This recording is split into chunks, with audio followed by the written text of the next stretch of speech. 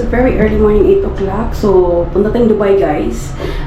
GoPro gamit ko. Tapos, magka-car lift lang ako. Si Bossing, maagang nauna, mga 4 o'clock in the morning. So, gusto ko mag-vlog. Gamit ko na pala yung bag, guys. Anyway, let's go. Kasi si Kuya nasa baba na. Nandito ako sa Satwa. Dinala ko ni Kuya. First time ko din dito. Jowa mo? Hindi.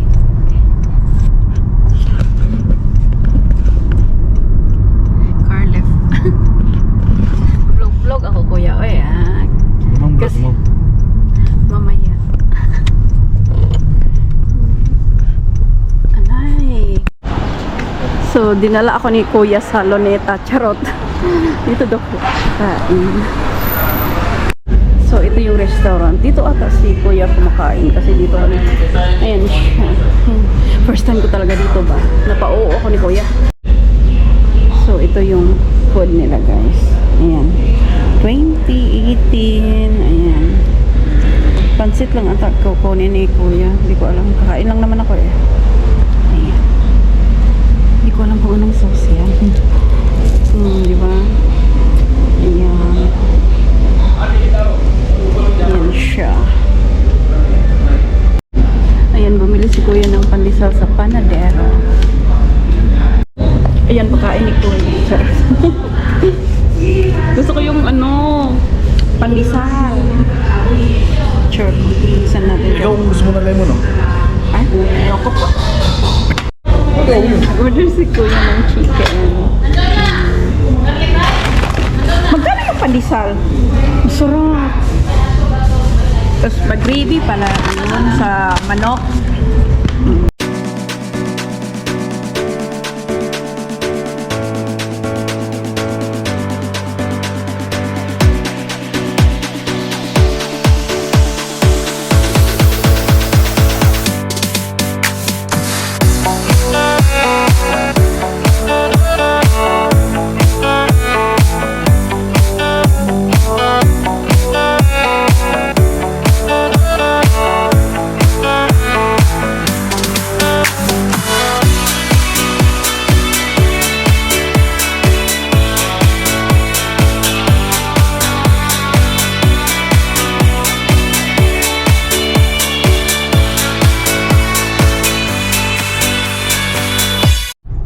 So guys, si Kuya bumaba na Greenland lang. Bili daw siya ng pabango sa sasakyan niya. So, ayoko na lang sumama kasi wala naman akong bibilihin doon. And yeah. Napauwa ako ni Kuya ba kasi hindi naman may anxiety ako sa new area na takot akong hindi ko alam, basta meron akong ganun na pag hindi ko alam yung area na yun tapos first time, may anxiety ako sa mga ganun. So sabi ko kay Kuya, sandali na lang Kuya, ipag-isipan ko muna. Pero sabi ko, sige na nga. So takot talaga ako na kahit hindi ako mag-isa, kahit andyan si Kuya, kahit alam na ako lang ba sa self ko, parang ayoko. Yun, may anxiety ako sa mga ganun-ganun. Kahit alam ni Kuya. So, napa-oo niya ako. Hindi ko alam kung pero, siguro 3 times or 4 times niya akong inask. Nasa, ganun. Napa-oo na lang ako. Kasi gusto ko din tingnan yung sapon. Kaya nga, di ba, andito, sabi ni Kuya, punta ka doon sa may Greenland, labas tayo, punta din kasi may bibilin siya. Ayoko, hindi na ako lalabas, kaya dito ako sa sasakyan, o di ba? Ang galing. Anyway, maraming mga Filipina dito. Ayan. So, ang car lift natin guys is 250, like kung sharing siya tagwa 100 per head, pero ako lang naman tsaka it's my choice na yung oras, ganito ganyan. So, ayun. Ako na lang. Tapos, yung nabayaran namin sa breakfast is mura lang. 31 dirhams. So, ayun na yung pagkain namin. Pero yung bread, si Kuya kasi bumili. Hindi ko alam kung magkano. Tag pesos, 1 dirhams yung bread. So, hindi ko alam kung ilan ang niya nabili. Baka 5. And then, sa Dubai Mall sana ako magbe-breakfast. So, kung mag-breakfast ako sa Dubai Mall, siguro mga 100 yung mabili. Kasi, siguro magkape ako. Hindi din siguro mga under 100. So, mga 80. Ganun. So, ayan. Hindi ko talaga alam guys. So guys, kanina lang ako sa Dubai Mall. And nasa gitna ako. Yung sa Sephora. Galing ako sa Sephora, may binili ako. Ito na yung nabili ko. Binili ko ito kasi importante. Charot, importante talaga. Joke lang siguro. Ayan. Ano ngayon? Thursday. So, punta akong H&M. Lunch ko. Nasa Chinatown ako. Chinatown. It's okay.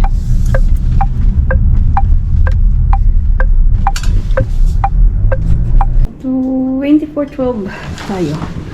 Open the door. It's like this. My powder room. On powder room. May CR dyan ha. Pa-flower si Mayora. Ayan. It's so bright. May connecting room dito. And, ayan. Punta tayo sa bedroom. Tcharan! Parang dito din tayo last time. Ayan siya. Dito yung walk-in closet. Ayan, yung cabinet. Quick, ano ko lang kayo. Kasi lagi ang dalil mo. Ayan. His and hers na sink. Ayan.